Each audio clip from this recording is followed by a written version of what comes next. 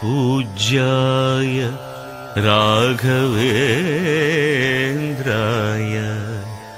सत्यधर्मरताय च भजतां कल्पवृक्षाय नमतां कामधेनवे नमतां कामधेनवे नमतां कामधेनवे।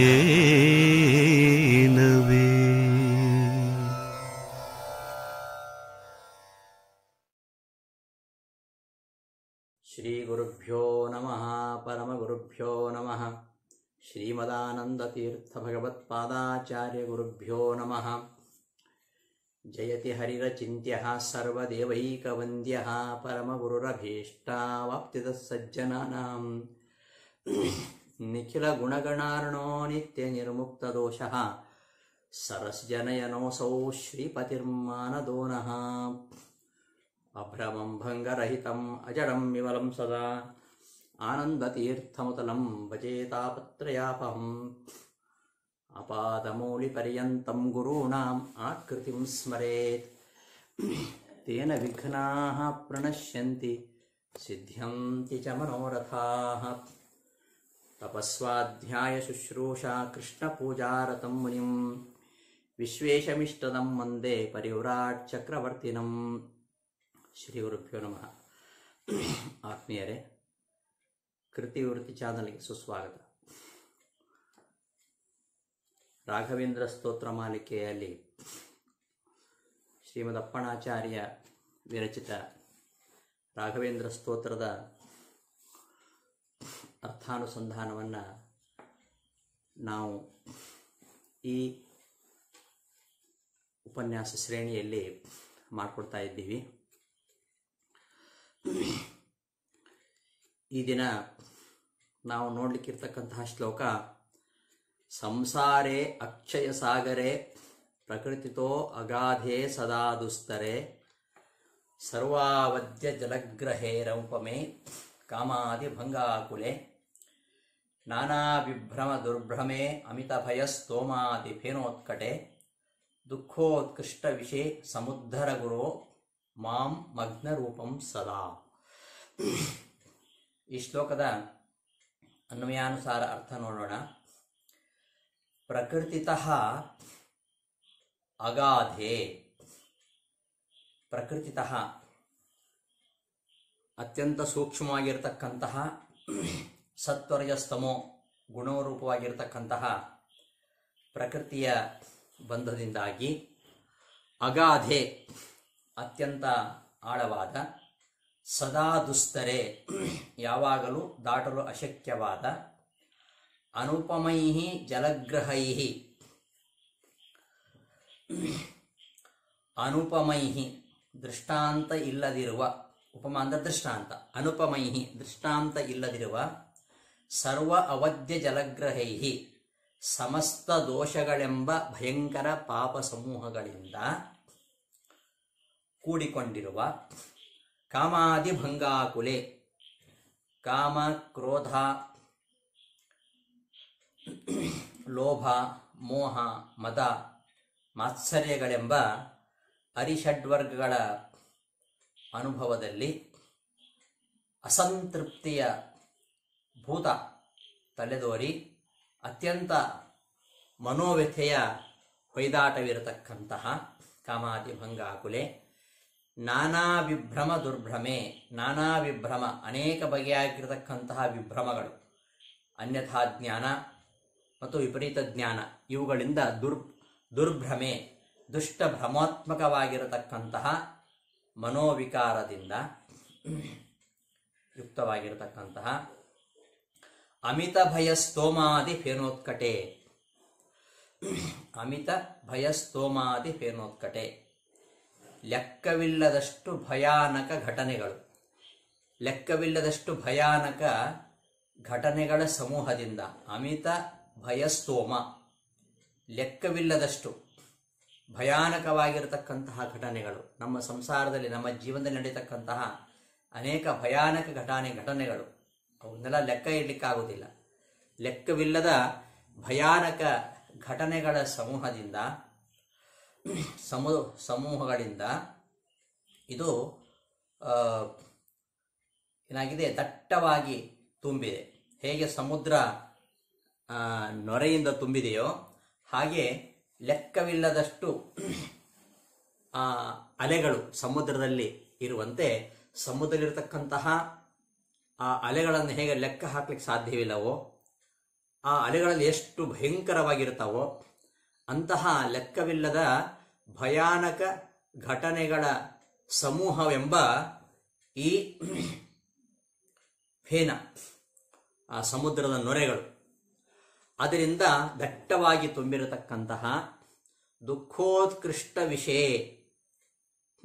ದುಃಖ, ಪ್ರಬಲವಾಗಿರತಕ್ಕಂತಹ ದುಃಖಗಳೆಂಬ ವಿಷದಿಂದ ತುಂಬಿರುವಂಥದ್ದು. ವಿಷ ಅಂದರೆ ನೀರು ಅಂತ ಅರ್ಥ ಇದೆ. ಸಮುದ್ರ ಅರ್ಥದಲ್ಲಿ ನೀರಿಂದ ತುಂಬಿದೆ. ಅದು ಉತ್ಕೃಷ್ಟ ವಿಷಯ, ತುಂಬ ನೀರಿನಿಂದ ಕೂಡಿದೆ.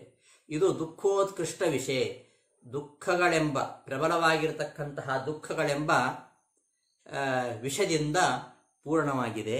ಅಂತಹ ಅಕ್ಷಯ ಸಾಗರೇ, ಈ ಸಾಗರ ಅಕ್ಷಯ, ಇದಕ್ಕೆ ಕೊನೆ ಇಲ್ಲ, ಎಂದೆಂದಿಗೂ ಕೊನೆಗಾಣದಂತಹ ಈ ಅಕ್ಷಯ ಸಾಗರ, ಸಂಸಾರವೆಂಬ ಸಾಗರದಲ್ಲಿ ಮಗ್ನ ರೂಪಂ ಮಾಂ, ಮುಳುಗಿರತಕ್ಕಂತಹ, ನನ್ನ ದೇಹವೂ ಮುಳುಗಿ ಹೋಗಿದೆ, ನನ್ನ ಆತ್ಮವೂ ಕೂಡ ಮುಳುಗಿ ಹೋಗಿದೆ. ಅಂತಹ ಮಗ್ನ ರೂಪಂ, ದೇಹ ಮತ್ತು ಆತ್ಮಸ್ವರೂಪವುಳ್ಳಂತಹ ಮಾಂ, ನನ್ನನ್ನು ಗುರೋ ಶ್ರೀ ರಾಘವೇಂದ್ರ ಗುರುಗಳೇ ಸದಾ ಸರ್ವಕಾಲದಲ್ಲಿಯೂ ಸಮುದ್ಧರ, ಕೈ ಹಿಡಿದು ಮೇಲಕ್ಕೆತ್ತಿ ಸಂಪೂರ್ಣವಾಗಿ ನನ್ನನ್ನು ಉದ್ಧಾರ ಮಾಡ್ರಿ ಅಂತ ಈ ಶ್ಲೋಕದ ಪದ ಅರ್ಥ. ಈ ಶ್ಲೋಕದಲ್ಲಿ ಸಂಸಾರದ ಒಂದು ಭಯಾನಕತೆಯನ್ನು ಚಿತ್ರಿಸಿ ಅಂತಹ ಸಂಸಾರದಿಂದ ಬಿಡಿಸುವಂತೆ ಪ್ರಾರ್ಥನೆಯನ್ನ ಅಪ್ಪಣ್ಣಾಚಾರ್ಯರು ಮಾಡಿದ್ದಾರೆ. ಈ ಸಂಸಾರವೆಂಬುದು ಭಯಂಕರವಾಗಿರುವಂಥದ್ದು. ಈ ವಿಷಯವಾಗಿ ಅನೇಕ ಹರಿದಾಸರುಗಳು ಚಿತ್ರಣವನ್ನು ಮಾಡ್ತಾರೆ.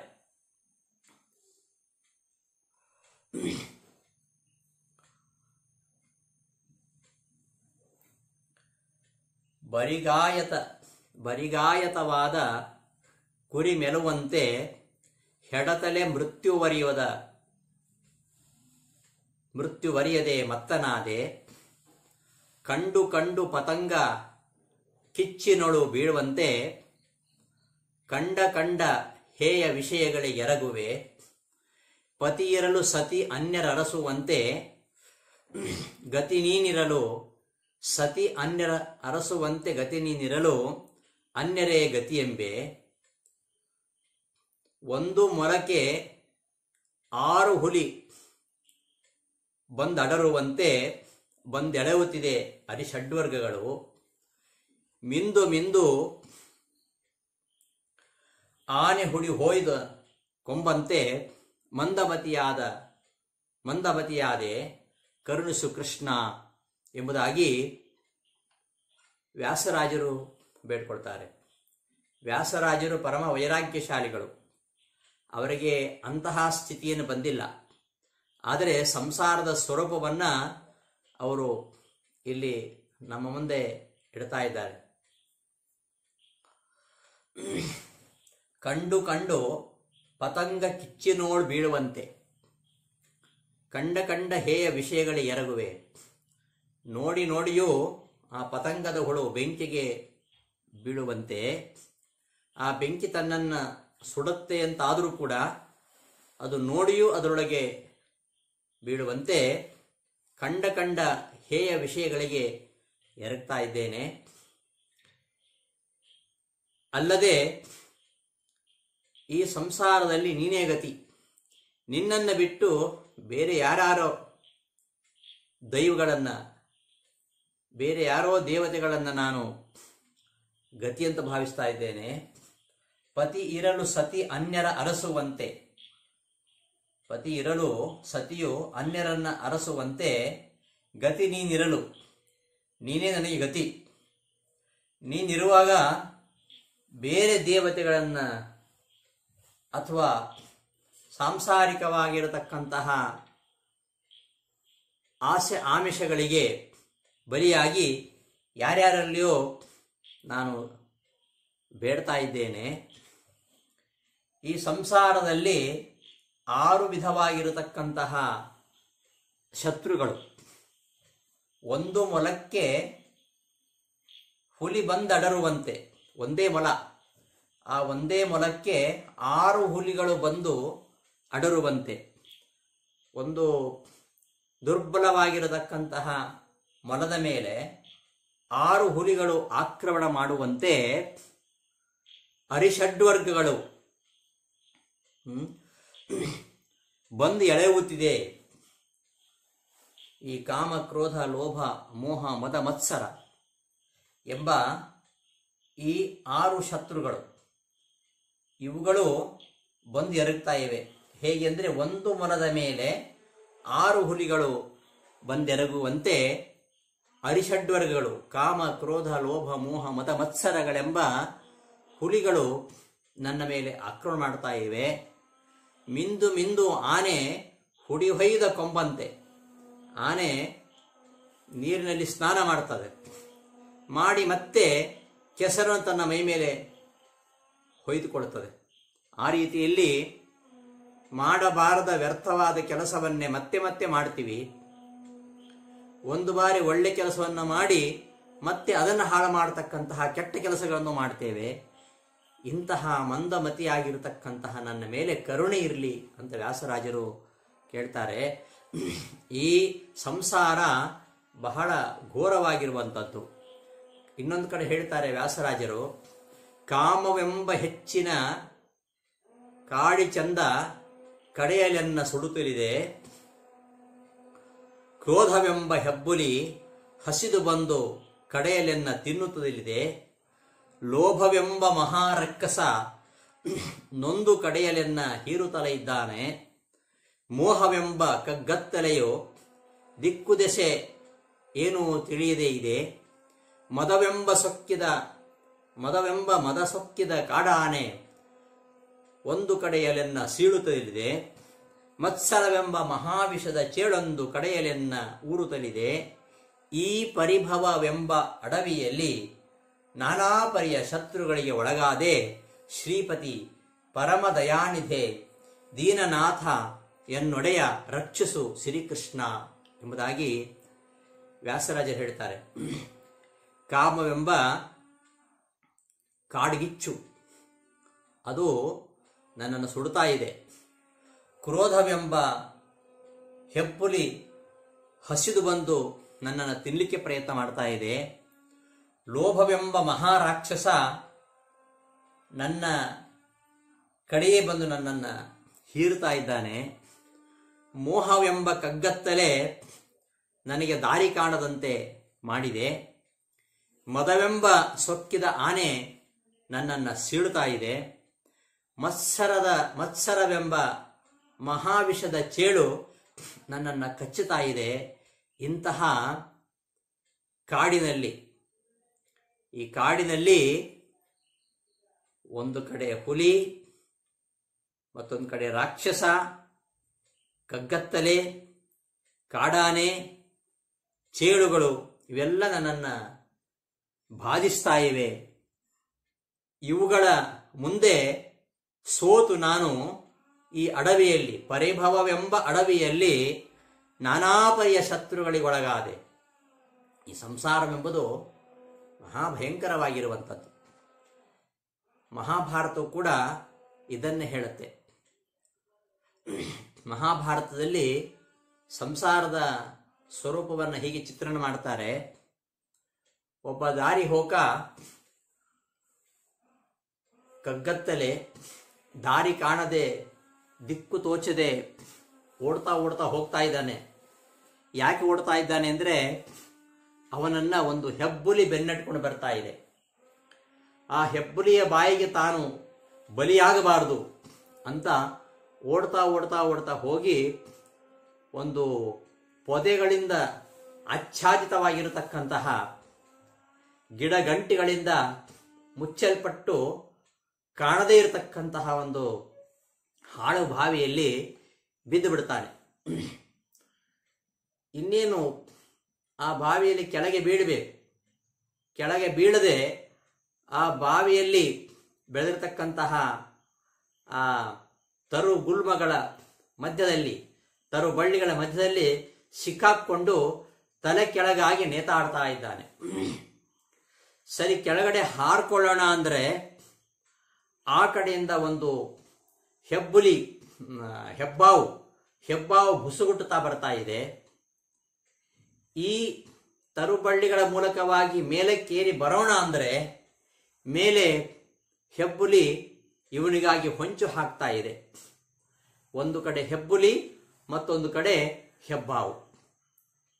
ಇವೆರಡೂ ಇವನನ್ನ ತಿನ್ನಲಿಕ್ಕೆ ಹೊಂಚು ಹಾಕ್ತಾ ಇವೆ. ಅಂತಹ ಸನ್ನಿವೇಶದಲ್ಲಿ ಅಲ್ಲೇ ಇದ್ದು ಬಿಡೋಣ ಅಂದ್ರೆ ಇವ ಬಿದ್ದ ರಭಸಕ್ಕೆ ಅಲ್ಲಿ ಒಂದು ಜೇನು ಹುಟ್ಟು ಇತ್ತು. ಆ ಜೇನು ಹುಟ್ಟು ಒಡೆಯಿತು. ಆ ಜೇನು ಹುಟ್ಟಲಿರತಕ್ಕಂತಹ ಎಲ್ಲಾ ಜೇನುನೊಣಗಳು ಹಾರಿಬಿಟ್ಟವು. ಹಾರಿ ಇವನನ್ನ ಕಚ್ಚಲಿಕ್ಕೆ ಶುರು ಮಾಡಿದ್ದಾವೆ. ಮೈಯೆಲ್ಲಾ ಜೇನುನೊಣಗಳು ಕಚ್ಚುತ್ತಾ ಇವೆ. ಅದನ್ನು ತಪ್ಪಿಸ್ಕೊಂಡು ಕೆಳಗೆ ಹಾರೋಣ ಅಂದ್ರೆ ಕೆಳಗಡೆ ಹೆಬ್ಬಾವು ಬುಸುಗುಡುತ್ತಾ ಇವನ ಕಡೆಗೆ ಬರ್ತಾ ಇದೆ. ಮೇಲೆ ಹತ್ತಿಕೊಂಡು ಬರೋಣ ಅಂದ್ರೆ ಮೇಲೆ ಹೆಬ್ಬುಲಿ ಹೊಂಚಾಗ್ತಾ ಇದೆ. ಇಂತಹ ಒಂದು ಸಂದರ್ಭ, ಇಂತಹ ಒಂದು ವಿಷಮ ಪರಿಸ್ಥಿತಿಯಲ್ಲಿ ಇವ ಆ ಜೇನು ಏನು ತೊಟ್ಟಿಗ್ತಾ ಇತ್ತು, ತಲೆ ಕೆಳಗಾಗಿ ಬಿದ್ದಾಗ ಅವನ ಬಾಯಿಗೆ ಈ ಜೇನು ರಸ ಹನಿ ಹನಿಯಾಗಿ ಬೀಳ್ತಾ ಇದೆ. ಆ ಜೇನು ರಸವನ್ನೇ ಸವಿತಾ ಆ ಜೇನು ಎಷ್ಟು ಚೆನ್ನಾಗಿದೆ ಅಂತ ಅದನ್ನು ಸವಿತಾ ಇಷ್ಟೆಲ್ಲ ಭಯಾನಕತೆಯನ್ನು ಮರೆತು ಬಿಡ್ತಾನೆ. ತನ್ನ ಸ್ಥಿತಿ ಏನು, ತಾನು ಎಲ್ಲಿದ್ದಾನೆ, ತಾನು ಏನು ಮಾಡಬೇಕು ಎಂಬುದನ್ನು ಮರೆತು ಆ ಕ್ಷಣದ ಅಲ್ಪ ಸುಖಕ್ಕಾಗಿ ಆ ಸವಿಯಾದ ಜೇನನ್ನ ಆಸ್ವಾದಿಸ್ತಾ ಎಲ್ಲವನ್ನು ಮರೆತು ಬಿಡ್ತಾನೆ. ಈ ಸಂಸಾರ ಸುಖ ಅನ್ನೋದು ಹೀಗೆ ಇಷ್ಟು ಭಯಾನಕವಾಗಿರತಕ್ಕಂಥ ಸಂಸಾರದಲ್ಲಿ ಯಾವುದೋ ಅಲ್ಪಕ್ಕೋಸ್ಕರವಾಗಿ ಮಾನವ ತನ್ನ ಜನ್ಮವನ್ನ ನಾಶ ಮಾಡಿಕೊಳ್ತಾ ಇದ್ದಾನೆ ಎಂಬ ಎಚ್ಚರಿಕೆಯನ್ನ ಮಹಾಭಾರತ ಕೊಡುತ್ತೆ. ಸಂಸಾರದಲ್ಲಿ ಎಲ್ಲವೂ ಅಸಾರವೇ. ಇದರಲ್ಲಿರುವಂಥದ್ದು ಅಲ್ಪ ಸುಖ. ಅಲ್ಪ ಸುಖಕ್ಕಾಗಿ ನಾನಾ ಕಷ್ಟಗಳ ಸುಳಿಯಲ್ಲಿ ಮನುಷ್ಯ ಸಿಕ್ಕೋತಾ ಇದ್ದಾನೆ. ಕಡು ಬಿಸಿಲಿನಲ್ಲಿ ಬಿಸಿಲಿಗೆ ಬಳಲಿ ಬೆಂಡಾದ ಕಪ್ಪೆ ನೆರಳನ್ನ ಅರಸಿಕೊಂಡು ಹೋಗಿ ಹೆಡೆ ಬಿಚ್ಚಿದ ಹಾವಿನ ನೆರಳಿನ ಆಶ್ರಯಿಸಿ ಆ ಹೆಡೆಯ ಬುಡದಲ್ಲಿ ಕುಳಿದುಕೊಂಡ್ರೆ ಹೇಗಿರುತ್ತೆ, ಹಾಗೆ ಇದೆ ಈ ಮನುಷ್ಯನ ಸಂಸಾರ ಎಂಬುದಾಗಿ ಭಾಗವತ ಎಚ್ಚರಿಸುತ್ತದೆ. ಎಲ್ಲ ಅಭಿಪ್ರಾಯಗಳನ್ನು ಗಮನದಲ್ಲಿಟ್ಟುಕೊಂಡು ವ್ಯಾಸರಾಜರು ಬಹಳ ಸುಂದರವಾಗಿ ಇಲ್ಲಿ ನಿರೂಪಣೆ ಮಾಡ್ತಾರೆ. ವ್ಯಾಸರಾಜರು ಹಿಂದಿನ ಅವತಾರದಲ್ಲಿ ಪ್ರಹ್ಲಾದರಾಜರಾಗಿದ್ದಾಗಲೂ ಕೂಡ ಇದೇ ರೀತಿಯ ಮಾತನ್ನು ಹೇಳ್ತಾರೆ. ಸಂಸಾರ ಎಷ್ಟು ಭಯಾನಕವಾಗಿರುವಂಥದ್ದು. ಪ್ರಹ್ಲಾದರಾಜರಿಗೆ ನರಸಿಂಹದೇವರು ಪ್ರಕಟಗೊಂಡು ಅವನಿಗೆ ವರವನ್ನು ಕೊಡಲಿಕ್ಕೆ ಉದ್ಯುಕ್ತರಾಗ್ತಾರೆ. ಆದರೆ ಪ್ರಹ್ಲಾದರಾಜರು ಯಾವ ವರವನ್ನು ಕೇಳಿಕೊಳ್ಳುವುದಿಲ್ಲ. ಹಾಗಾದ್ರೆ ನನಗೆ ಮುಕ್ತಿಯನ್ನು ಕರುಣಿಸಿದ್ದೆ, ನನ್ನ ಜೊತೆಗೆ ಬಾ ಅಂದಾಗ ಅವರು ಹೊರಡೋದಿಲ್ಲ. ಅಷ್ಟು ಮಾತ್ರ ಅಲ್ಲ, ನರಸಿಂಹದೇವರು ಕೇಳ್ತಾರೆ, ಭಯ ಆಯ್ತಾ ನಿನಗೆ ನನ್ನ ರೂಪವನ್ನು ನೋಡಿ ಅಂತ. ಇಲ್ಲ, ನಿನ್ನ ರೂಪವನ್ನು ಕಂಡು ಭಯ ಇಲ್ಲ ನನಗೆ, ನಿನ್ನ ಬಗ್ಗೆ ನನಗೆ ಭಯವಿಲ್ಲ, ಭಗವಂತನ ಭಯ ಇಲ್ಲ, ನನಗೆ ಸಂಸಾರದ ಭಯ ಅಂತ ಹೇಳ್ತಾರೆ ಪ್ರಹ್ಲಾದರಾಜರು ಭಾಗವತದಲ್ಲಿ. ತ್ರಸ್ತೋಸ್ಮ್ಯಹಂ ಕೃಪಣವತ್ಸಲ ದುಸ್ಸಹೋಗ್ರ ಸಂಸಾರ ಚಕ್ರ ಕದನಾತ್ ಕೃಷತಾಂ ಪ್ರಣೀತ. ಈ ಸಂಸಾರ ಭಯಾನಕವಾಗಿರುವಂಥದ್ದು. ಈ ನೃಸಿಂಹನ ರೂಪವನ್ನು ಕಂಡು ತನಗೆ ಭಯವಾಗಿಲ್ಲ, ಆದರೆ ಈ ಸಂಸಾರ ಅತ್ಯಂತ ಭಯಂಕರವಾದದ್ದು ಅಂತ ನಾನು ಅದಕ್ಕೆ ಆ ಸಂಸಾರಕ್ಕೆ ಹೆದರ್ತಾ ಇದ್ದೇನೆ ಅಂತ ಹೇಳ್ತಾ, ಈ ಸಂಸಾರವೆಂಬ ಝಂझಾವಾತ, ಸಂಸಾರ ಚಕ್ರ ಕದನಾತ್, ಸಂಸಾರವೆಂಬ ಝಂझಾವಾತದಿಂದ ತನ್ನನ್ನು ಮುಕ್ತವಾಗಿಸಿ ತನ್ನ ಮಡಿಲಿಗೆ ಭಗವಂತ ತನ್ನ ಮಡಿಲಿಗೆ ಹಾಕ್ಕೊಳ್ಬೇಕು ಎಂಬುದಾಗಿ ಪ್ರಹ್ಲಾದರಾಜರು ಅಲ್ಲಿ ಮೊರೆ ಇಡ್ತಾರೆ. ಆದರೂ ಕೂಡ ಪ್ರಹ್ಲಾದರಾಜರು ಭಗವಂತ ಮೋಕ್ಷ ಕೊಡ್ತೇನೆ ಅಂತ ಹೇಳಿದಾಗ ಬಯಸುವುದಿಲ್ಲ. ಅವರು ಈ ಸಂಸಾರ ದುಃಖವ್ಯೂಹಾತ್ಮಕವಾಗಿದ್ದರೂ ಕೂಡ ಭಗವಂತನ ಅನುಗ್ರಹ ಹೊಂದಿದ್ರೆ ಅದನ್ನ ದಾಟಬಲ್ಲೆ ಎಂಬ ವಿಚಾರವನ್ನು ಹೇಳ್ತಾರೆ. ಸಂಸಾರ ಸುಖಕ್ಕಾಗಿ ಕುಟುಂಬ ಭಾರವನ್ನ ಹೊತ್ತುಕೊಂಡು ಕಂಗೆಟ್ಟಿರತಕ್ಕಂತಹ ಮಂದಮತಿಗಳನ್ನ ಕಂಡು ನನಗೆ ತುಂಬಾ ದುಃಖವಾಗ್ತಾ ಇದೆ. ಅಂತಹ ನನ್ನ ಸಹಚರರು, ನನ್ನ ಸಂಗಾತಿಗಳು, ಅವರೆಲ್ಲರನ್ನೂ ಕೂಡ ಉದ್ಧಾರ ಮಾಡಿ ಮತ್ತೆ ನಾನು ಮೋಕ್ಷಕ್ಕೆ ಬರ್ತೇನೆ ಅಂತ ಪ್ರಹ್ಲಾದರಾಜರು ಅವತ್ತೇನು ಹೇಳಿದರು ಆ ಮಾತನ್ನ ವ್ಯಾಸರಾಜಿಯವರಾಗಿಯೂ ಉಳಿಸಿಕೊಂಡಿದ್ದಾರೆ, ರಾಘವೇಂದ್ರ ಸ್ವಾಮಿಗಳಾಗಿ ಉಳಿಸ್ಕೊಂಡಿದ್ದಾರೆ. ರಾಘವೇಂದ್ರ ಸ್ವಾಮಿಗಳು ಅವರು ಕೂಡ ಇನ್ನೂ ಕೂಡ ಈ ಸಂಸಾರದಲ್ಲಿ ಭಕ್ತರ ಮಧ್ಯದಲ್ಲಿ ಇದ್ದುಕೊಂಡು ಭಕ್ತರನ್ನ ಅನುಗ್ರಹ ಮಾಡ್ತಾ ಇದ್ದಾರೆ. ಕೋಟಿ ಕೋಟಿ ಭಕ್ತರ ಕಷ್ಟ ಕೋಟಲೆಗಳನ್ನ ಕಳಿಲಿಕ್ಕಾಗಿ ಅವರು ಮಂತ್ರಾಲಯದಲ್ಲಿ, ಬೃಂದಾವನದಲ್ಲಿ ಈಗಲೂ ಸನ್ನಿಹಿತರಾಗಿದ್ದಾರೆ.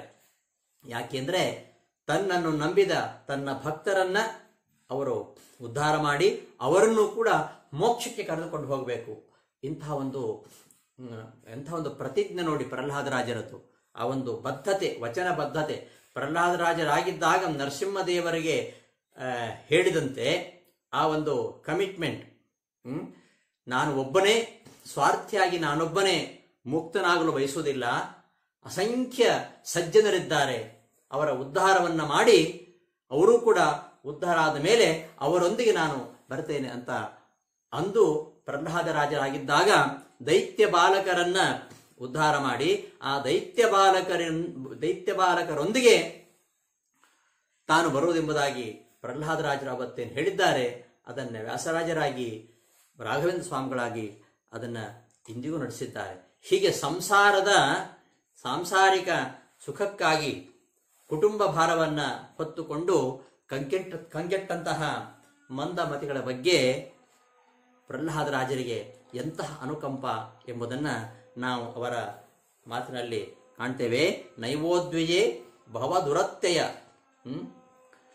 ಭಗವಂತನ ನಾಮಾಮೃತವನ್ನ ಪಾನ ಮಾಡಿ ಮತ್ತನಾಗಿ ಬಿಟ್ರೆ ಸಾಂಸಾರಿಕವಾಗಿರತಕ್ಕಂತಹ ಯಾವ ನೋವು ಕೂಡ ತನಗೆ ಆಗುವುದಿಲ್ಲ ಅಂತ ಹೇಳ್ತಾ, ಅಂತಹ ತನ್ನ ಸ್ನೇಹಿತರನ್ನ ತೊರೆದು ತಾನು ಸ್ವಾರ್ಥಿಯಾಗಿ ಮೋಕ್ಷಕ್ಕೆ ಬರುವುದಿಲ್ಲ ಅಂತ ಹೇಳುವ ಮೂಲಕವಾಗಿ ಪ್ರಹ್ಲಾದರಾಜರು ಒಂದು ಆದರ್ಶ ತ್ಯಾಗವನ್ನು ಮಾಡಿದ್ದಾರೆ.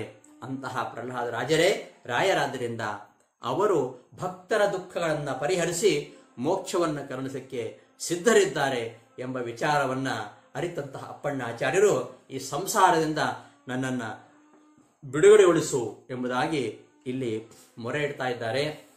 ಈ ಸಂಸಾರವನ್ನ ಅಪ್ಪಣ್ಣಾಚಾರ್ಯರು ಒಂದು ಅಗಾಧವಾಗಿರತಕ್ಕಂತಹ ಸಾಗರಕ್ಕೆ ಹೊಡಿಸಿದ್ದಾರೆ. ಸಾಗರ ಎಂಬುದು ಬಹಳ ಗಂಭೀರ, ಯಾವತ್ತೂ ಗಂಭೀರ. ಸಾಗರದಲ್ಲಿರತಕ್ಕಂತಹ ನೀರು ಯಾವತ್ತೂ ಕಡಿಮೆ ಆಗುವಂತಿಲ್ಲ, ಸಾಗರ ಯಾವತ್ತೂ ಬತ್ತುವುದಿಲ್ಲ. ಆದ್ದರಿಂದ ಆ ಸಾಗರದ ಹೋಲಿಕೆಯನ್ನು ಕೊಟ್ಟಿದ್ದಾರೆ. ಸಂಸಾರೇ ಅಕ್ಷಯ ಸಾಗರೇ, ಇದು ಕ್ಷಯವಾಗದ ಸಾಗರ. ಸಂಸಾರವೆಂಬುದು ಎಂದೂ ಬತ್ತದ ಸಾಗರ. ಹೇಗೆ ಸಮುದ್ರವು ಗಂಭೀರವೂ ಹೌದು, ಅದು ಯಾವತ್ತೂ ಬತ್ತಲು ಸಾಧ್ಯ ಇಲ್ಲ, ಆ ರೀತಿಯಲ್ಲಿ ಈ ಸಂಸಾರವು ಕೂಡ ಅಕ್ಷಯವಾಗಿರುವಂಥದ್ದು. ಅಂತಹ ಒಂದು ಸಮುದ್ರದ ಹೋಲಿಕೆಯ ಮೂಲಕವಾಗಿ ಇಲ್ಲಿ ಸಂಸಾರ ಎಷ್ಟು ಗಂಭೀರವಾಗಿರುವಂಥದ್ದು ಎಂಬುದನ್ನು ಸೂಚಿಸ್ತಾ ಇದ್ದಾರೆ.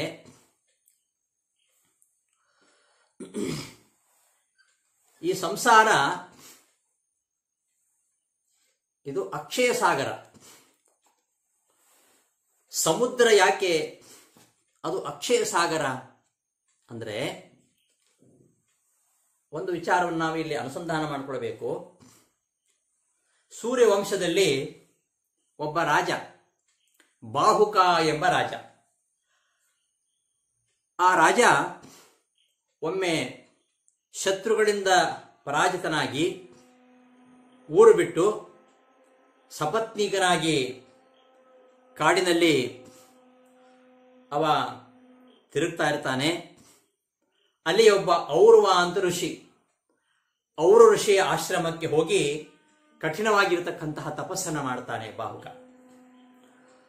ಅವನ ಮಡದಿ ಆಗ ಗರ್ಭಿಣಿಯಾಗಿರ್ತಾಳೆ. ಅವನಿಗೆ ಅನೇಕರು ಮಡದಿಯರಿದ್ರು. ಒಬ್ಬಳು ಮಡದಿ ಗರ್ಭಿಣಿಯಾಗಿರ್ತಾಳೆ. ಇತರ ಪತ್ನಿಯರು ತಾವು ಗರ್ಭಿಣಿಯರಾಗಲಿಲ್ಲ, ಇವಳು ಮಾತ್ರ ಗರ್ಭಿಣಿಯಾಗಿದ್ದಾಳೆ ಅಂತ ಅಸೂಯೆಯಿಂದ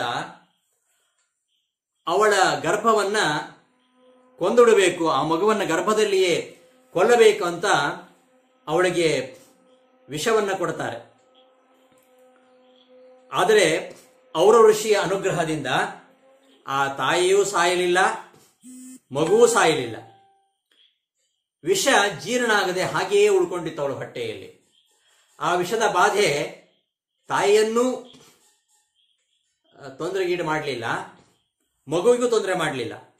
ಹಾಗಾಗಿ ತಾಯಿಯೂ ಸಾಯಲಿಲ್ಲ, ಮಗುವೂ ಸಾಯಲಿಲ್ಲ, ವಿಷವೂ ಜೀರ್ಣ ಆಗಲಿಲ್ಲ. ಕೊನೆಗೆ ಆ ತಾಯಿ ಮಗುವಿಗೆ ಜನ್ಮ ಕೊಟ್ಟಾಗ ಆ ಮಗುವಿನೊಂದಿಗೆ ಆ ವಿಷವೂ ಕೂಡ ಹುಟ್ಟಿತು. ಗರ ಅಂದ್ರೆ ವಿಷ. ಆ ವಿಷದೊಡನೆ ಆ ಮಗು ಹುಟ್ಟಿದ್ರಿಂದ ಆ ಮಗುವಿಗೆ ಸಗರ ಅಂತ ಹೆಸರಿಟ್ಟರು. ಸಗರ ಚಕ್ರವರ್ತಿ, ಸಗರ ಅಂತ ಹೆಸರು ಬಂದದ್ದು ಹಾಗೆ. ಗರಸಹಿತವಾಗಿ ಗರ್ಭದಲ್ಲಿ ಗರ್ಭವನ್ನ ನಾಶ ಮಾಡಲಿಕ್ಕೋಸ್ಕರವಾಗಿ ಯಾವ ವಿಷವನ್ನ ಹಾಕಿದ್ರೋ ಆ ವಿಷ ಸಹಿತನಾಗಿ ಆ ಮಗು ಹುಟ್ಟಿದ್ರಿಂದಾಗಿ ಆ ಮಗುವಿಗೆ ಸಗರ ಅಂತ ಹೆಸರಿಟ್ಟು. ಮುಂದೆ ಆ ಮಗು ಸಗರ ಚಕ್ರವರ್ತಿ ಅಶ್ವಮೇಧ ಯಾಗವನ್ನ ಮಾಡ್ತಾನೆ. ಅಶ್ವಮೇಧ ಯಾಗವನ್ನ ಮಾಡ್ತಾ ಇರುವಾಗ ಆ ಯಾಗಕ್ಕೋಸ್ಕರವಾಗಿ ಬಿಟ್ಟಿರತಕ್ಕಂತಹ ಕುದುರೆ ಏನಿದೆ, ಆ ಕುದುರೆಯನ್ನ ದೇವೇಂದ್ರ ಕದ್ದು ಬಿಡ್ತಾನೆ. ಅಶ್ವಮೇಧ ಯಾಗ ಮಾಡ್ಲಿಕ್ಕೆ ಹೊರಟ್ರೆ ಅದನ್ನ ನಾಶ ಮಾಡುವಂಥದ್ದು ಇಂದ್ರನ ಒಂದು ಕೆಲಸ ಆಗಿಬಿಟ್ಟಿತ್ತು. ಯಾಕೆಂದ್ರೆ ಇವರೆಲ್ಲ ಅಶ್ವಮೇಧ ಯಾಗಗಳನ್ನ ಮಾಡಿ ಮುಂದೆ ತನ್ನ ಸ್ಥಾನವನ್ನ ಕವಳಿಸಿಬಿಟ್ರೆ ಅಂತ ಒಂದು ಭಯ. ಹಾಗಾಗಿ ಅಶ್ವಮೇಧ ಯಾಗದಲ್ಲಿ ಆ ಬಿಡತಕ್ಕಂತಹ ಕುದುರೆ ಅದೆಲ್ಲ ಕಡೆ ಸಂಚಾರ ಮಾಡಿ ಬರಬೇಕು, ಎಲ್ಲ ರಾಜರನ್ನ ಜಯಿಸಿ ಬರಬೇಕು. ಅಂತಹ ಕುದುರೆಯನ್ನ ಇವ ಕದ್ದುಬಿಟ್ಟು ಪಾತಾಳದಲ್ಲಿ ಬಚ್ಚಿಟ್ಟು ಬಿಡ್ತಾನೆ. ಆ ಕುದುರೆಯನ್ನ ಹುಡುಕಲಿಕ್ಕೆ ಸಗರ ಚಕ್ರವರ್ತಿಯ ಮಕ್ಕಳು, ಸಗರ ಪುತ್ರರು ಎಲ್ಲ ಕಡೆ ಹುಡುಕ್ತಾರೆ ಭೂಮಿಯಲ್ಲಿ ಎಲ್ಲೂ ಭೂಲೋಕದಲ್ಲಿ ಆ ಕುದುರೆ ಸಿಗಲಿಲ್ಲ. ಕೊನೆಗೆ ಎಲ್ಲಿಯೂ ಕುದುರೆ ಸಿಗದೆ ಇದ್ದಾಗ ಭೂಮಿಯನ್ನೇ ಅಗಿತಾ ಅಗಿತಾ ಪಾತಾಳಕ್ಕೆ ಹೋಗ್ತಾರೆ. ಆಗ ಇವ್ರು ಎಲ್ಲೆಲ್ಲಿ ಅಗಿತಾ ಹೋದ್ರೋ ಅಲ್ಲೆಲ್ಲ ಪಾತಾಳದಲ್ಲಿ ಈ ಸಮುದ್ರ ಸೇರ್ತಾ ಹೋಯ್ತು. ಹಾಗಾಗಿ ಸಮುದ್ರ ಆಳವಾಗ್ತಾ ಹೋಯ್ತು. ಈ ಸಗರನಿಂದಾಗಿ ಸಮುದ್ರ ಆಳವಾಗ್ತಾ ಹೋಯ್ತು.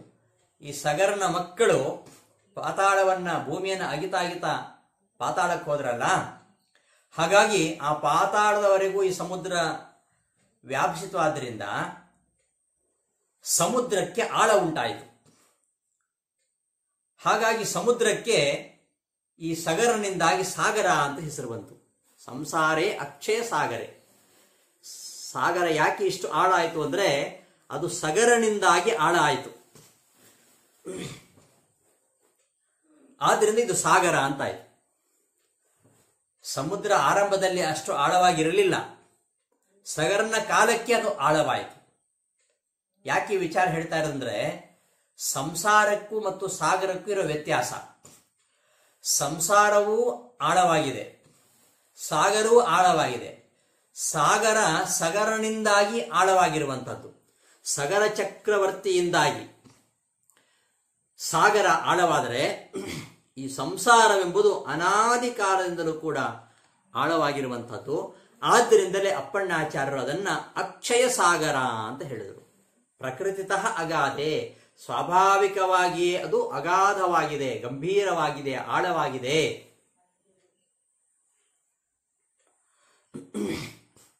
ಅಂತಹ ಅಕ್ಷಯವಾಗಿರತಕ್ಕಂತಹ ಸಾಗರ. ಪ್ರಕೃತಿತಃ ಅಗಾಧೆ ಸದಾ ದುಸ್ತರೆ. ಈ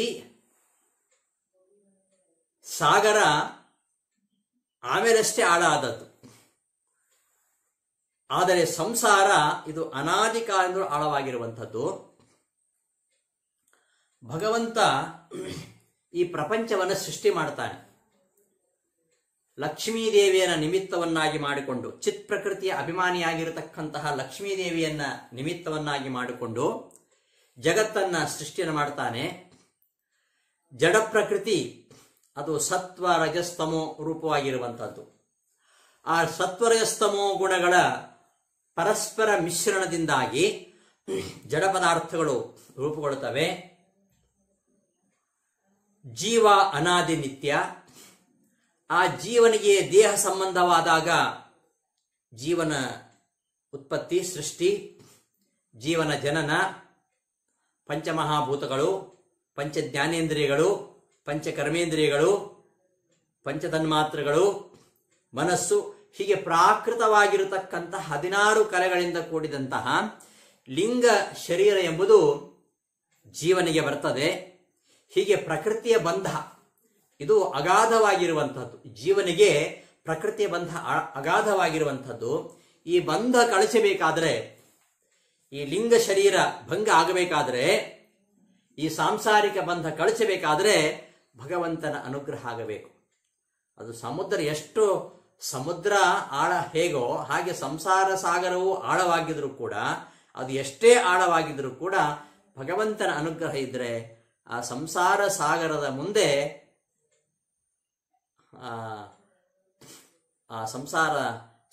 ಮುಂದೆ ಈ ಸಾಗರ ಏನೂ ಅಲ್ಲ. ಆದರೆ ಭಗವಂತನ ಅನುಗ್ರಹ ಇದ್ರೆ ಈ ಸಂಸಾರವನ್ನ ನಾಶ ಮಾಡಲಿಕ್ಕೆ ಸಾಧ್ಯ ಇದೆ. ಈ ಸಂಸಾರೇ ಅಕ್ಷಯ ಸಾಗರೇ ಪ್ರಕೃತಿತಃ ಅಗಾಧೆ ಸದಾ ದುಸ್ತರೆ. ಈ ಸಂಸಾರ ಸಾಗರ ದುಸ್ತರವಾಗಿರುವಂತಹದ್ದು. ಸಮುದ್ರ ಎಷ್ಟು ವಿಸ್ತೀರ್ಣವಾಗಿ ಇದೆಯೋ, ಎಲ್ಲಿವರೆಗೆ ಇದೆಯೋ ಗೊತ್ತಿಲ್ಲ. ಅದರ ಆಚೆ ನಮಗೆ ಕಾಣುವುದೇ ಇಲ್ಲ. ಮತ್ತೊಂದು ದಡ ನಮಗೆ ಕಾಣಿಸುವುದೇ ಇಲ್ಲ. ಅನೇಕ ಲಕ್ಷ ಯೋಜನ ವಿಸ್ತೀರ್ಣವಾಗಿರುವಂಥದ್ದು. ಅದನ್ನ ಕಾಲು ನಡಿಗೆಯಿಂದ ಅಥವಾ ಈಜಿಕೊಂಡು ದಾಟಲಿಕ್ಕೆ ಸಾಧ್ಯ ಇಲ್ಲ. ಅದನ್ನ ದಾಟಬೇಕಾದ್ರೆ, ಸಮುದ್ರವನ್ನು ದಾಟಬೇಕಾದ್ರೆ ಕಾಲು ನಡಿಗೆಯಿಂದ ಅಥವಾ ಈಜಿನಿಂದ ದಾಟಲಿಕ್ಕೆ ಸಾಧ್ಯ ಇಲ್ಲ. ಆದರೆ ಹಡಗು ಅಥವಾ ವಿಮಾನಗಳ ಮೂಲಕವಾಗಿ ದಾಟಬೇಕು. ದಾಟುವ ಸಂದರ್ಭದಲ್ಲಿ ಆ ಹಡಗು ವಿಮಾನಗಳು ಕೂಡ ಖಂಡಿತವಾಗಿಯೂ ದಾಟಿಸ್ತಾವೆ ಅಂತ ಹೇಳಲಿಕ್ಕಾಗುವುದಿಲ್ಲ. ಸಮುದ್ರದ ಮೇಲೆ ಹಾರಿ ಹೋಗ್ತಾ ಇರತಕ್ಕಂತಹ ವಿಮಾನ ಆ ಸಮುದ್ರದಲ್ಲಿ ಬಿದ್ದು ಬಿಡಬಹುದು. ಅಂತಹ ಘಟನೆಗಳು ನಡೆದಿವೆ. ಸಮುದ್ರದಲ್ಲಿ ಹೋಗ್ತಾ ಇರತಕ್ಕಂತಹ ಹಡಗು ಗಾಳಿಗೆ ಸಿಕ್ಕು ಅದು ಮುಳುಗಿ ಹೋಗ್ಬೋದು. ಹಾಗಾಗಿ ಹಡಗು ವಿಮಾನಗಳು ಕೂಡ ಸಮುದ್ರವನ್ನ ದಾಟಲಿಕ್ಕೆ ಸಾಧ್ಯ ಇಲ್ಲ. ಕಾರು ನಡಿಗೆಯಿಂದಲೂ ಸಾಧ್ಯ ಇಲ್ಲ, ಈಜು ದಾಟಲಿಕ್ಕೂ ಸಾಧ್ಯ ಇಲ್ಲ. ಹಡಗು ವಿಮಾನಗಳಿಂದ ದಾಟಬಹುದೋ ಏನೋ, ಆದರೆ ಅವುಗಳು ಕೂಡ ಕೈ ಕೊಟ್ರೆ ದಾಟಲಿಕ್ಕೆ ಆಗುವುದಿಲ್ಲ. ಮುಳುಗಿದ್ರೆ ಮುಳುಗಬಹುದು ಸಮುದ್ರದಲ್ಲಿ. ಆದ್ದರಿಂದ ಆ ಸಮುದ್ರ ದುಸ್ತರವಾಗಿರುವಂಥದ್ದು, ಅಂದರೆ ಬಹಳ ಕಷ್ಟದಿಂದ ದಾಟಲಿಕ್ಕೆ ಶಕ್ಯವಾಗಿರುವಂಥದ್ದು. ಆದರೂ ಕೆಲವು ಸಂದರ್ಭದಲ್ಲಿ ನಾವು ಆ ಸಮುದ್ರವನ್ನ ದಾಟಬಹುದು. ಎಲ್ಲ ಕಾಲಕ್ಕೂ ಸಮುದ್ರ ದಾಟುವುದು ಅಶಕ್ಯ ಏನಲ್ಲ. ಸಮುದ್ರದ ಆಚೆಗೆ ಬೇಕಾದಷ್ಟು ಜನ ಇವತ್ತು ಭಾರತೀಯರು ದಾಟಿ ಹೋಗಿದ್ದಾರೆ, ಬೇರೆ ಬೇರೆ ದೇಶಗಳಲ್ಲಿ ವಾಸ ಮಾಡ್ತಾ ಇದ್ದಾರೆ. ಆದರೆ ಸಂಸಾರ ಸಾಗರವನ್ನು ದಾಟಬೇಕಾದ್ರೆ ಯಾವುದು ಹಡಗು ಅಂದ್ರೆ ಭಗವಂತನ ಪಾದಗಳೇ. ಭಗವಂತನ ಪಾದಗಳೇ ಸಂಸಾರ ಸಾಗರವನ್ನ ದಾಟಿಸುವ ಹಡಗು ಎಂಬುದಾಗಿ ಭಾಗವತ ಹೇಳುತ್ತೆ. ಅಂತಹ ಭಗವಂತನ ಕರುಣೆ, ಶ್ರೀಹರಿಯ ಕರುಣೆ ಇಲ್ಲದೆ ಬೇರೆ ಯಾವ ಉಪಾಯಗಳಿಂದಲೂ ಸಹ ಸಂಸಾರ ಸಾಗರವನ್ನ ನಮಗೆ ದಾಟಲಿಕ್ಕೆ ಸಾಧ್ಯವೇ ಇಲ್ಲ. ಇವತ್ತಿನ ವಿಜ್ಞಾನ ಭೌತ ವಿಜ್ಞಾನ ಎಷ್ಟೇ ಮುಂದುವರೆದರೂ ಸಹ ಅಣುಶಕ್ತಿ ತನ್ನ ಪರಮ ಅವಧಿಯನ್ನು ತಲುಪಿದರೂ ಕೂಡ ಈ ಸಂಸಾರ ಸಾಗರವನ್ನ ಸುಲಭವಾಗಿ ದಾಟುವಂತೆ ಮಾಡಲಿಕ್ಕೆ ಸಾಧ್ಯ ಇಲ್ಲ. ಅದು ದಾಟುವುದಾದರೆ ಶ್ರೀಹರಿಯ ಕರುಣೆಯಿಂದಲೇ ಅದು ಸಾಧ್ಯ. ಆದ್ದರಿಂದ ಸದಾ ದುಸ್ತರೆ ಸಂಸಾರೇ ಅಕ್ಷಯ ಸಾಗರೇ ಸದಾ ದುಸ್ತರೆ ಸರ್ವಾವದ್ಯ ಜಲಗ್ರಹೈರಮುಪಮೈ ಕಾಮಾದಿ ಭಂಗಾಕುಲೆ. ಸಮುದ್ರದಲ್ಲಿ ನೋಡಿ ಮೊಸಳೆ ಇರ್ತವೆ, ಮೊಸಳೆ, ತಿಮಿಂಗಿಲ ಮೊದಲಾದ ಭಯಂಕರವಾಗಿರತಕ್ಕಂತಹ ಜಲಚರ ಗ್ರಹಗಳಿರ್ತವೆ, ಜಲಚರ ಪ್ರಾಣಿಗಳು. ಇವುಗಳು ಯಾರು ಸಮುದ್ರದ ಮೂಲಕ ಪ್ರಯಾಣವನ್ನು ಮಾಡ್ತಾರೋ ಅವರಿಗೆ ಅತೀವ ಕಷ್ಟವನ್ನು, ಪೀಡೆಯನ್ನು ಕೊಟ್ಟು ಸಂಕಟಪಡಿಸ್ತವೆ. ಆದರೆ ಸಂಸಾರ ಸಾಗರದ ಜಲಗ್ರಹಗಳು ಬಹಳ ವಿಚಿತ್ರ. ಈ ಸಮುದ್ರದಲ್ಲಿ ಮೊಸಳೆ, ತಿಮಿಂಗಿಲಗಳಿದ್ರೂ ಕೂಡ ಅವುಗಳು ಪೀಡಿಸಿದ್ರು ಕೂಡ ಮನುಷ್ಯ ಹೇಗೋ ಸಾಗರವನ್ನು ದಾಟಿ ಹೋಗ್ತಾನೆ. ಆದರೆ ಸಂಸಾರ ಸಾಗರದ ಜಲಗ್ರಹಗಳಿವೆಯಲ್ಲ ಅವುಗಳು ಬಹಳ ವಿಚಿತ್ರ. ಮನುಷ್ಯನ ಜೀವನದಲ್ಲಿ ಅವ ತುಂಬಾ ಸಾಧನೆ ಮಾಡಿಬಿಟ್ಟಿದ್ದಾನೆ. ತುಂಬಾ ಕಷ್ಟ ಕೋಟಲೆಗಳಿವೆ ಅವನಿಗೆ. ನಾನಾ ಜನ್ಮಗಳಲ್ಲಿ ಅವ ಮಾಡಿರತಕ್ಕಂತಹ ಕರ್ಮಗಳು, ಸಂಚಿತ, ಆಗಾಮಿ, ಪ್ರಾರಬ್ಧಗಳೆಂಬ ಕರ್ಮ ರಾಶಿ ಅವನದು ಮೇರು ಪರ್ವತದಷ್ಟಿವೆ. ಆ ಮೇರು ಪರ್ವತದಷ್ಟು ಕರ್ಮರಾಶಿಯನ್ನವನು ಒಂದು ಜನ್ಮದಲ್ಲಿ ಅದನ್ನ ತೃಣೀಕರಿಸಲಿಕ್ಕೆ ಸಾಧ್ಯ ಇಲ್ಲ. ಒಂದು ಜನ್ಮದಲ್ಲಿ ಅವ ಜನ್ಮಾಂತರಗಳಲ್ಲಿ ಮಾಡಿದಂತಹ ಕರ್ಮವನ್ನ ಕ್ಷಯಿಸಿಕೊಳ್ಳಲಿಕ್ಕೆ ಸಾಧ್ಯ ಇಲ್ಲ. ಅವನು ಮಾಡಿದಂತಹ ಕರ್ಮಗಳೆಲ್ಲ ಅವನ ಬೆನ್ನು ಹತ್ತಿ ಪೀಡಿಸ್ತಾ ಇರ್ತವೆ. ಹೇಗೆ ಸಮುದ್ರದಲ್ಲಿ ಮೊಸಳೆ, ತಿಮಿಂಗಿಲಗಳು ಇವೆಯೋ, ನಾನಾ ವಿಧವಾಗಿರತಕ್ಕಂತಹ ಬಾಧೆಗಳು ಇವೆಯೋ, ಹಾಗೆ ಸಂಸಾರ ಸಾಗರದಲ್ಲಿ ಅವನಿಗೆ ಜನ್ಮ ಜನ್ಮಾಂತರಗಳಲ್ಲಿ ಮಾಡಿರತಕ್ಕಂತಹ ಕರ್ಮಗಳ ವಿಪಾಕದಿಂದ ಬರತಕ್ಕಂತಹ ಕಷ್ಟ ಕೋಟರೆಗಳು ಈ ದುಷ್ಟ ಪ್ರಾಣಿಗಳಂತೆ ಅವನನ್ನ ಪೀಡಿಸ್ತಾ ಇವೆ. ಆದ್ದರಿಂದ ಇದು ಭಯಂಕರವಾಗಿರುವಂಥದ್ದು. ಮತ್ತೆ ಸಮುದ್ರದಲ್ಲಿ ದೊಡ್ಡ ದೊಡ್ಡ ಅಲೆಗಳುಂಟು, ದೊಡ್ಡ ದೊಡ್ಡ ಅಲೆಗಳು ಬರ್ತಾ ಇರ್ತವೆ. ಹಾಗಾಗಿ ಎಷ್ಟು ದೊಡ್ಡ ಅಲೆಗಳಂದ್ರೆ ಹಡಗು ಏನೂ ಅಲ್ಲ, ಸಣ್ಣ ಪುಟ್ಟ ಹಡಗುಗಳಿದ್ರೆ ಅವುಗಳು ಅಲ್ಲೇ ಮುಳುಗಿ ಹೋಗ್ತವೆ. ಆ ದೊಡ್ಡ ದೊಡ್ಡ ಅಲೆಗಳು ಸಣ್ಣ ಪುಟ್ಟ ಹಡಗುಗಳನ್ನು ಅಪ್ಪಳಿಸಿ ಪ್ರಾಣಹಾನಿಯನ್ನ ಮಾಡಬಹುದು. ಅಷ್ಟೇ ಸಮುದ್ರದ ಅಲೆಗಳ ಸಾಮರ್ಥ್ಯ. ಆದರೆ ಸಂಸಾರ ಸಾಗರದಲ್ಲಿರತಕ್ಕಂತಹ ಅಲೆಗಳು, ಸಂಸಾರ ಸಾಗರದಲ್ಲಿ ಅಲೆಯಾಗಿ ಬರತಕ್ಕಂತಹ ಕಷ್ಟಗಳು ಮನುಷ್ಯನ ಚಿತ್ತಸ್ಥೈರ್ಯವನ್ನು ಕದಡುತ್ತವೆ. ಯಾವುಗಳು ಅವುಗಳು ಅಲೆಗಳು ಅಂದ್ರೆ ಒಂದಲ್ಲ ಎರಡಲ್ಲ, ಅವುಗಳು ಅನೇಕ ಇವೆ. ಕಾಮ, ಕ್ರೋಧ, ಲೋಭ, ಮೋಹ, ಮದ, ಮತ್ಸರ ಎಂಬ 6 ಶತ್ರುಗಳು ಮನುಷ್ಯನ ಚಿತ್ತಸ್ಥೈರ್ಯವನ್ನು ಕದಡುತ್ತವೆ.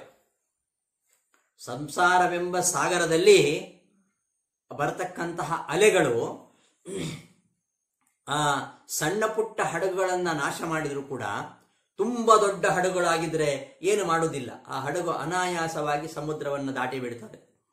ಆದರೆ ಸಂಸಾರವೆಂಬ ಸಾಗರದಲ್ಲಿ ಅಲೆ ಅಲೆಯಾಗಿ ಬರತಕ್ಕಂತಹ ಈ ಕಾಮ ಕ್ರೋಧಾದಿಗಳು ಸಮುದ್ರದ ಅಲೆಗಳಿಗಿಂತಲೂ ಕೂಡ ಭಯಂಕರವಾಗಿರತಕ್ಕಂಥವುಗಳು.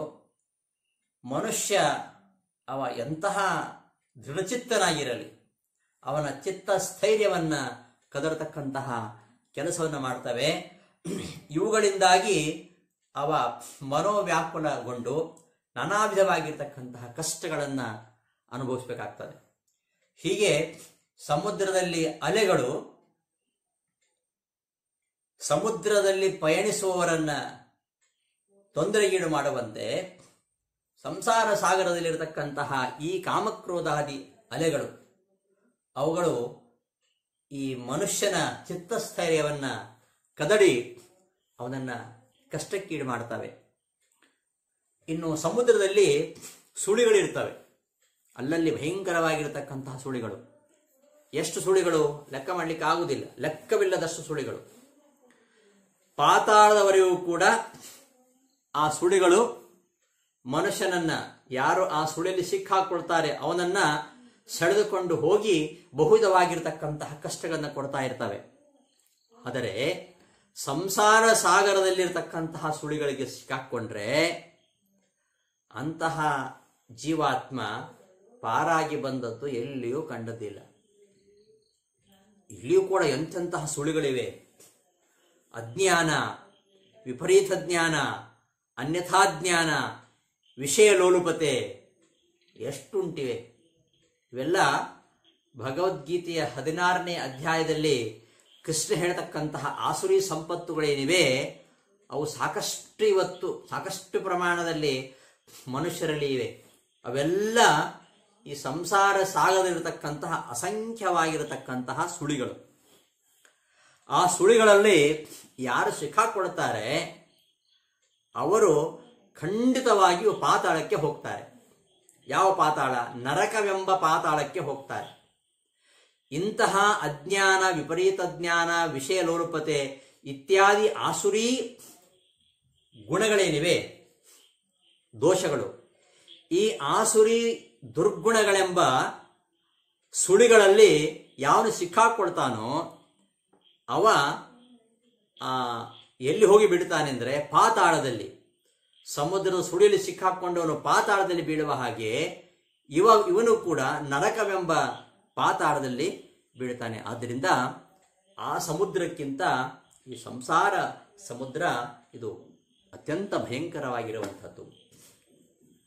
ಅಷ್ಟು ಮಾತ್ರ ಅಲ್ಲ, ಸಂಸಾರದ ಮೇಲ್ಭಾಗದಲ್ಲಿ ಲೆಕ್ಕವಿಲ್ಲದಷ್ಟು ನೊರೆ, ಪ್ರತಿ ಕ್ಷಣ ನೊರೆ ಹುಟ್ಟಿ ಹೋಗ್ತಾ ಇರ್ತವೆ. ನೊರೆ ಬರ್ತದೆ ಮತ್ತೆ ಹೋಗ್ತದೆ, ಬರ್ತದೆ ಹೋಗ್ತದೆ.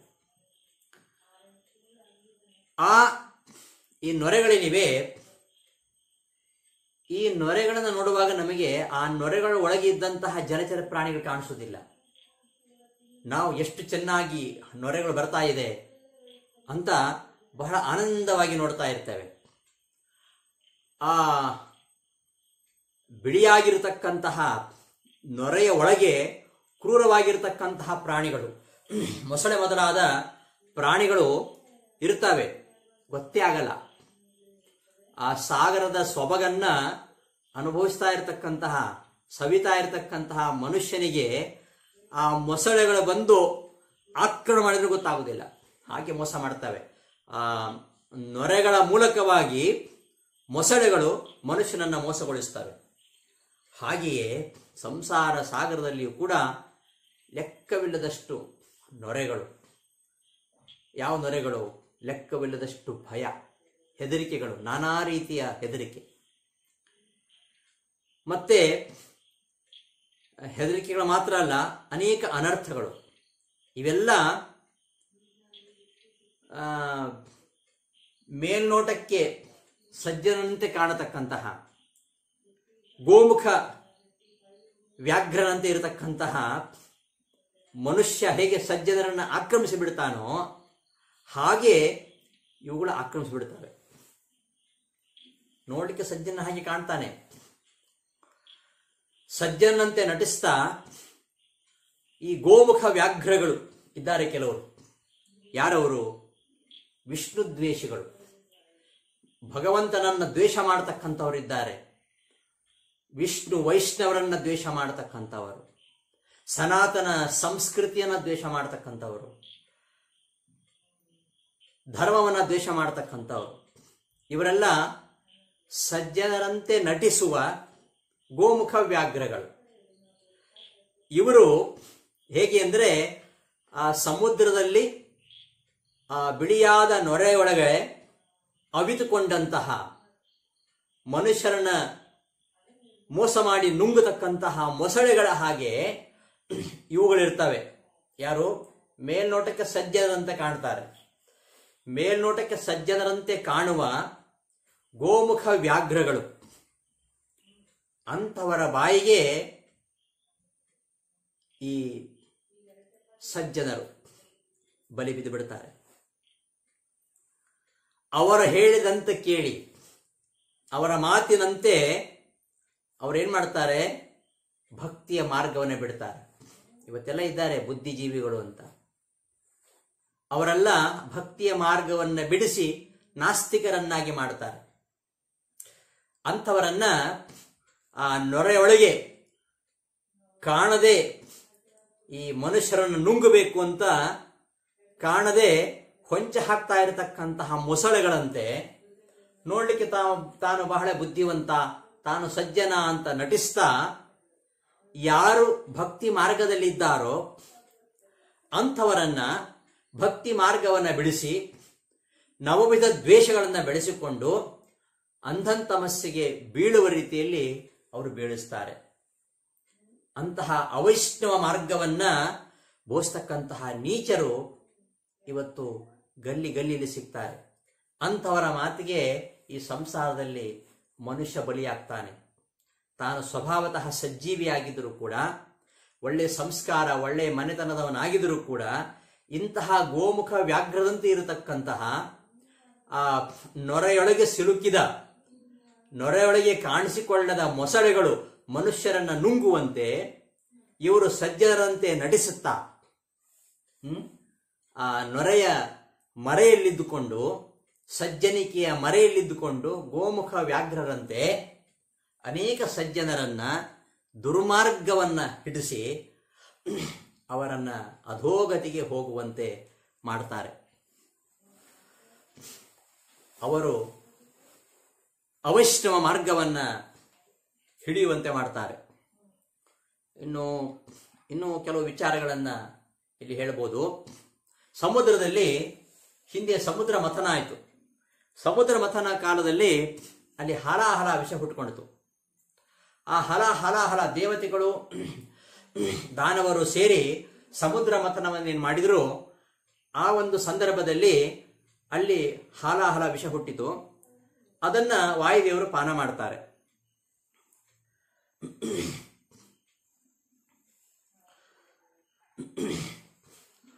ಆ ವಾಯುದೇವರು ಪಾನ ಮಾಡಿ ಒಂದು ಚಿಟಿಕೆಯಷ್ಟು ವಿಷಯವನ್ನ ಹೆಬ್ಬೆಟ್ಟಿನಿಂದ ತಿಕ್ಕಿಬಿಟ್ಟು ಅದರ ವಿಷವನ್ನ ಕಡಿಮೆ ಮಾಡಿ ಅದನ್ನ ರುದ್ರದೇವರಿಗೆ ಕೊಡ್ತಾರೆ. ರುದ್ರದೇವರದನ್ನು ಕುಡಿತಾರೆ. ಅದನ್ನು ತೆಗೆದುಕೊಳ್ಳುವಾಗ ಅವರ ಕೈಯಿಂದ ಜಾರಿ ಬಿದ್ದಂತಹ ಅತ್ಯಲ್ಪ ವಿಷ ಉಂಟಲ್ವ, ಅವುಗಳನ್ನ ಸರ್ಪ ಮೊದಲಾದ ವಿಷಜಂತುಗಳು ಸ್ವೀಕಾರ ಮಾಡ್ತವೆ. ಅದೇ ವಿಷ ಇವತ್ತು ಭಯಂಕರವಾಗಿ ನಮಗೆ ಕಾಣಿಸ್ತಾ ಉಂಟು. ಹಾಗೆಯೇ ಈ ಸಂಸಾರ ಸಾಗರದಲ್ಲಿಯೂ ಕೂಡ ಅಂತಹ ವಿಷ, ಈ ಸಂಸಾರದಲ್ಲಿ ಆ ಸಮುದ್ರದಲ್ಲಿ ಸಮುದ್ರ ಮಥನವಾದಾಗ ಬಂದಂತಹ ಹಾಲಾಹಲದ ವಿಷವನ್ನ ಪಾನ ಮಾಡುವಾಗ ಕೈಯಿಂದ ಜಾರಿ ಬಿದ್ದಂತಹ ವಿಷವನ್ನ ಸರ್ಪ ಮೊದಲಾದ ವಿಷಜಂತು ಕುಡಿಯೋದ್ರಿಂದಾಗಿ ಅವೆಲ್ಲ ವಿಷಜಂತುಗಳಾದವು. ಅಂತಹ ವಿಷಜಂತುಗಳು ಸಮುದ್ರದಲ್ಲಿ ಇವೆ. ಈ ಸಂಸಾರವೆಂಬ ಸಾಗರದಲ್ಲಿಯೂ ಕೂಡ ವಿಷ ಇದೆ. ಅಲ್ಲಿ ಸಾಗರದಲ್ಲಿ ಉಂಟಾಗಿರತಕ್ಕಂತಹ ವಿಷವನ್ನ ವಾಯುದೇವರು ಪಾನ ಮಾಡಿದಂತೆ ಈ ಸಂಸಾರ ಸಾಗರದಲ್ಲಿಯೂ ಕೂಡ ದುಃಖವೆಂಬ ವಿಷ ಹುಟ್ಟಿದೆ. ಆ ದುಃಖವೆಂಬ ವಿಷವನ್ನ ನಾಶ ಮಾಡತಕ್ಕಂಥವರು ಅದೇ ವಾಯುದೇವರ ಅವತಾರಿಯಾಗಿರ್ತಕ್ಕಂತಹ ಆಚಾರ್ಯ ಮಧ್ವರು. ಆಚಾರ್ಯರ ಮಧ್ವರ ಶಾಸ್ತ್ರವನ್ನು ಅಧ್ಯಯನ ಮಾಡಿದರೆ ಈ ಸಂಸಾರ ಸಾಗರದ ದುಃಖ ಅದು ನಾಶವಾಗ್ತದೆ. ಅಂತಹ ಶ್ರೀಮದಾಚಾರ್ಯರ ಸಿದ್ಧಾಂತದ ಏನಿದೆ ಅಂತಹ ಸಿದ್ಧಾಂತವನ್ನ ಪ್ರಚುರಪಡಿಸಿದವರು ರಾಘವೇಂದ್ರ ಸ್ವಾಮಿಗಳು.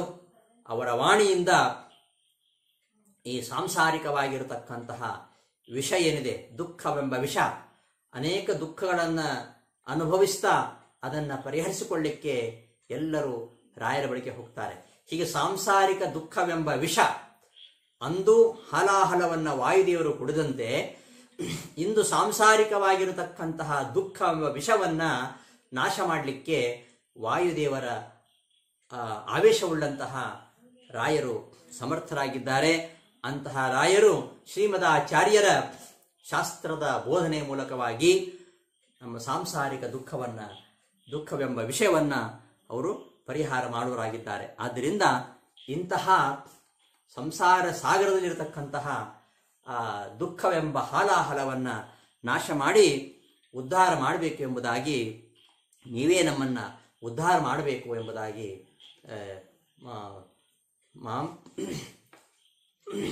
ಉದ್ಧರ ಎಂಬುದಾಗಿ, ಸಮುದ್ಧರ ಗುರೋ ಮಾಮಗ್ಧ ರೂಪಂ ಸದಾ ಎಂಬುದಾಗಿ ನೀವೇ ನಮ್ಮನ್ನ ಉದ್ಧಾರ ಮಾಡಬೇಕು ಅಂತ ಪ್ರಾರ್ಥನೆಯನ್ನು ಅಪ್ಪಣ್ಣಾಚಾರ್ಯ ಮಾಡ್ತಾರೆ ಅಂತ ಹೇಳ್ತಾ ಈ ಒಂದು ಶ್ಲೋಕದ ಒಂದು ಅರ್ಥಾನುಸಂಧಾನವನ್ನ ನಾವಿಲ್ಲಿ ಸ್ಥೂಲ ರೂಪವಾಗಿ ಮಾಡಿದ್ದೇವೆ. ಇಂತಹ ರಾಘವೇಂದ್ರ ಸ್ವಾಮಿಗಳಿಗೆ ನಮ್ಮ ಸಾಂಸಾರಿಕ ದುಃಖಗಳನ್ನೆಲ್ಲ ನಾಶ ಮಾಡತಕ್ಕಂತಹ ಶಕ್ತಿ ಇದೆ. ಹಾಗೂ ಆ ಒಂದು ಶಕ್ತಿಯನ್ನ ಭಗವಂತ ಕರುಣಿಸಿದ್ದಾನೆ. ಅಂತಹ ಭಗವಂತನ ಅನುಗ್ರಹ ಸುರತರೋರಿವತೆ ಪ್ರಸಾದ, ಕೇಳಿದ್ನೆಲ್ಲ ಆ ಕಲ್ಪವೃಕ್ಷ ಕೊಡುವಂತೆ ಅಂತಹ ಒಂದು ಅನುಗ್ರಹ ಮಾಡತಕ್ಕಂತಹ ಶಕ್ತಿ ರಾಘವೇಂದ್ರ ಸ್ವಾಮಿಗಳಿದೆ. ಆದ್ದರಿಂದಲೇ ಅವರನ್ನು ನಾವು ಕಲಿಯುಗದ ಕಲ್ಪವೃಕ್ಷ ಅಂತ ಹೇಳ್ತೇವೆ. ಅಂತಹ ರಾಯರ ಬಳಿಯಲ್ಲಿ ಹೋಗಿ ನನ್ನನ್ನು ಉದ್ಧಾರ ಮಾಡು ಅಂತ ಕೇಳಿದರೆ ನಾವು ಉದ್ಧಾರ ಆಗ್ತೇವೆ ಎಂಬ ಸಂದೇಶವನ್ನ ಅಪ್ಪಣ್ಣಾಚಾರ್ಯರು ಈ ರಾಘವೇಂದ್ರ ಸ್ತೋತ್ರದಲ್ಲಿ ಈ ಒಂದು ಮಾತಿನ ಮೂಲಕ ನಮಗೆ ಕೊಟ್ಟಿದ್ದಾರೆ ಅಂತ ಹೇಳ್ತಾ ಈ ದಿನದ ಉಪನ್ಯಾಸವನ್ನ ಸಮಾಪ್ತಿಗೊಳಿಸ್ತೇನೆ. ಇಷ್ಟವಾದರೆ ಲೈಕ್ ಮಾಡಿ ಹಾಗೂ ಶೇರ್ ಮಾಡಿ ಅಂತ ಹೇಳ್ತಾ ಈ ಒಂದು ಉಪನ್ಯಾಸವನ್ನ ಇಲ್ಲಿಗೆ ಸಮಾಪ್ತಿಗೊಳಿಸ್ತೇನೆ. ಧನ್ಯವಾದಗಳು. ಶ್ರೀಕೃಷ್ಣಾರ್ಪಣಮಸ್ತು.